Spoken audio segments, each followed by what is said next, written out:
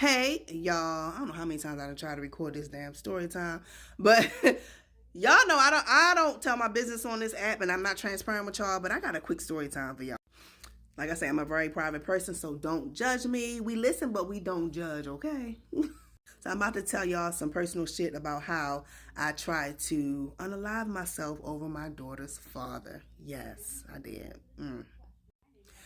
Okay, so born and raised, Baltimore, Maryland. I'm 16 years old. I'm down at the DMV at Mondawmin. Anybody who from Baltimore, Maryland know about the DMV that used to be down at Mondawmin.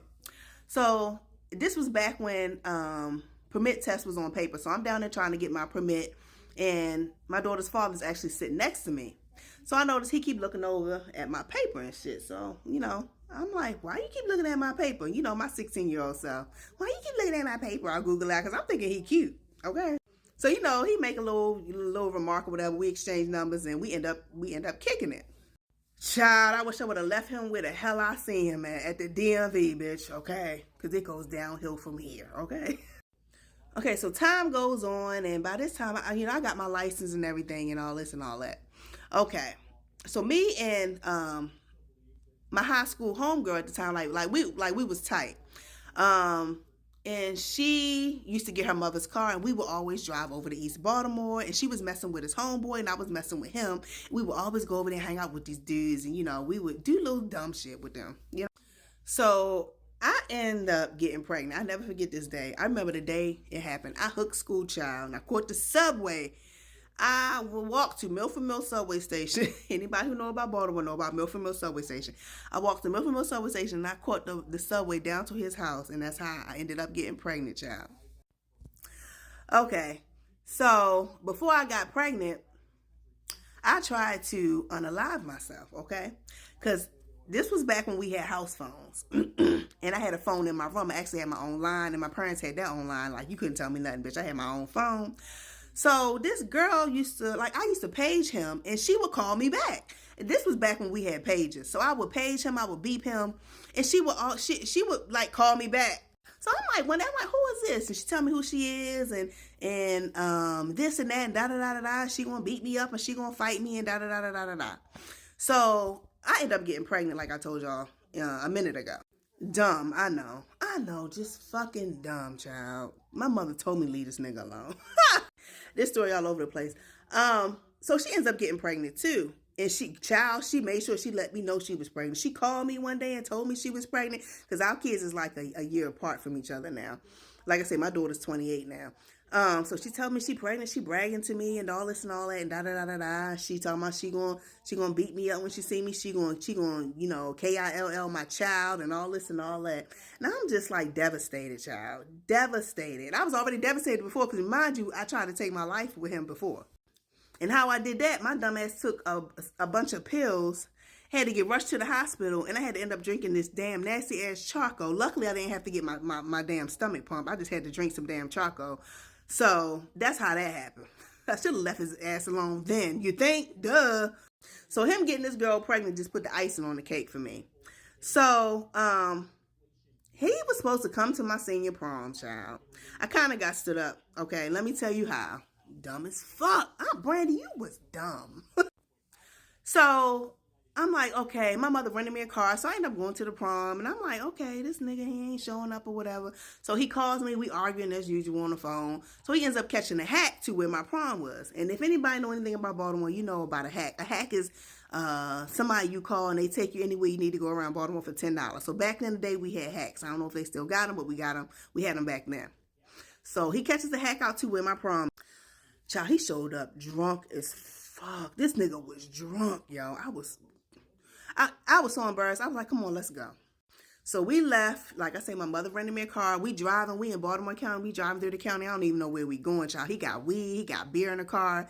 And I end up getting, the police come behind me. I end up getting pulled over. He throwing the weed out the window. He throwing the daggone beer out the window and shit. So luckily, the police officer, he was cool as hell. Cool as hell. He just gave me a citation. I think it was a citation or a ticket. I can't remember which one it was. But he let me go about my business. So, mind you, when I graduated, I walked across the stage, and I was like, I was a couple months pregnant. So I was pregnant when I walked across the stage, and I graduated. Okay, so he was locked up around this time. So I ended up having my daughter.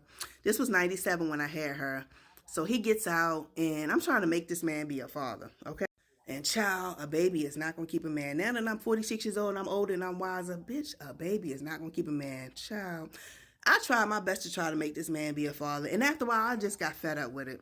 So I was like, you know what? I'm going to take my daughter, and I'm leaving. At this time, my sister, she was living down North Carolina. That's where I'm at now. I live in North Carolina.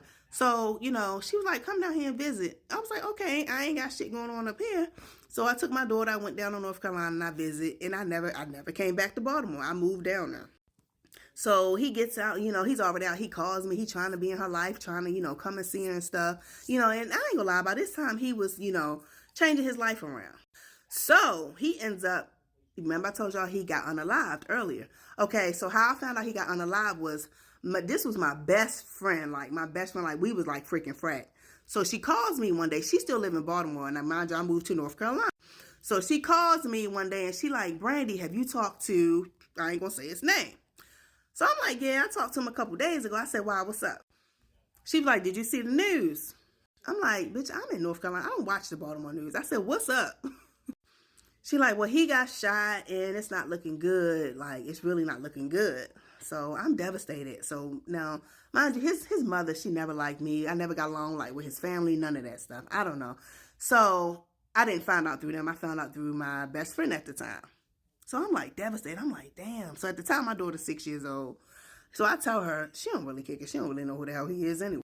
Now, mind you, she's met him a few times, but she don't remember because she was a baby. So I'm just like, you know, by this time I had met my other kid's father. Me and him, we living together and stuff. So I'm just like, oh, okay. You know, I'm like, damn, this man was really trying to change his life around. He was really trying to, you know, be in our daughter's life. But unfortunately, it's too late, you know. So I end up getting this nasty letter from his mother. She mailed me this letter. And I still got this letter to this day. She blamed me for him getting killed.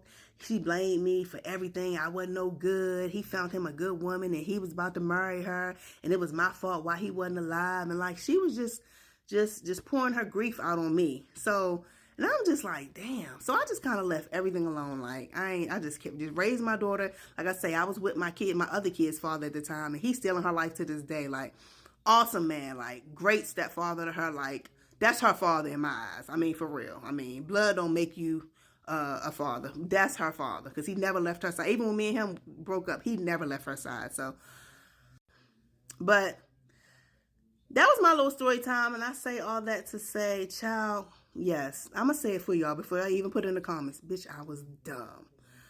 Dumb. So I would tell my younger self now that I'm older, like, Brandy, focus on your life. Focus on school. Go to the military. Because I really want to go to the military, y'all. But I never did, you know. Chasing behind him. If I could have another do-over in life, yes. I would definitely do those years over again. But that was my little story time. It wasn't much, you know. Yeah, so y'all be blessed. And I'm going to call y'all back some other time. Y'all can say whatever y'all want to say in the comments. I know I was dumb. I'm going to say it for y'all, okay? So save your typing fingers. You don't need to type because I already know, bitch. Okay, bye.